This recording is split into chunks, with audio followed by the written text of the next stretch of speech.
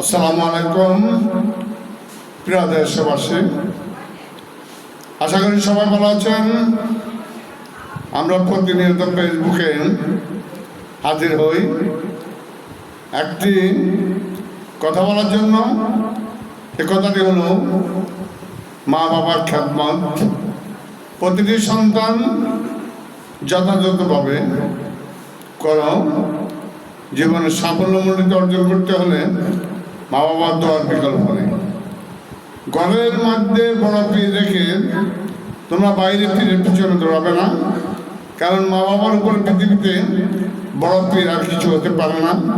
সারা পৃথিবীর পীর মিলে যদি যে দোয়া করবে হয়তো সে দোয়া কাজ হবে না, কিন্তু মা বাবা যদি মহান রাব্বুল আলামিনের দরবারে দোয়ার তোলে বলেন, হে আল্লাহ আমার সন্তানের ভাগ্য পরিবর্তন করে দাও, সাথে সাথে আল্লাহ পাক কবুল করে ওই সন্তানের ভাগ্য পরিবর্তন করে দেবে ইনশাআল্লাহ।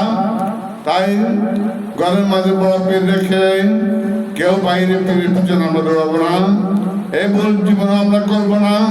কি বলেন সবাই? মা বাবার উপরে পৃথিবীতে বড় পীর আর কেউ নেই। এই পৃথিবীর শ্রেষ্ঠ পীর হলো মা এবং বাবা। প্রিয় সাথী বন্ধুগণ, আপনাদের উদ্দেশ্যে বলছি, কেউ নতুন নবদম্পতি জীবন নিয়ে সংসার শুরু করছেন বলে কখনো ঘরের সুন্দরী রমণীর কথা ধরে মা বাবার সাথে সম্পর্ক ছিন্ন করবেন না, কারণ মা বাবা অভিশাপ দিলে আপনার জীবন কখনো সাকসেস হবে না। প্রিয় বোন, আপনি আজকের পরিবারে বউ হয়ে আসছেন, মনে রাখবেন একদিন আপনি এই পরিবারের শাশুড়ি হবেন।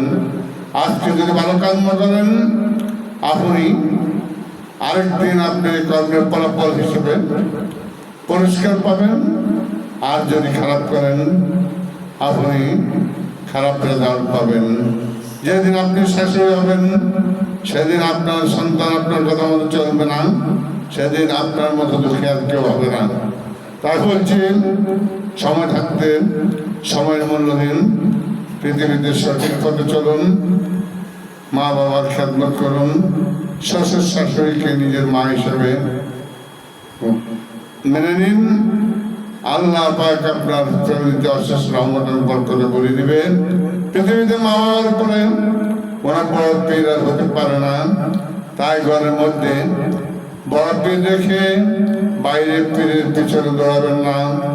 আমি আবারও বলছি, ঘরে বড় পীর রেখে বাইরে পীরের পিছনে দৌড়াবেন না। সবাই ভালো থাকুন, সুস্থ থাকুন। আসসালামু আলাইকুম। প্রিয় দেশবাসী, ভালো থাকুন।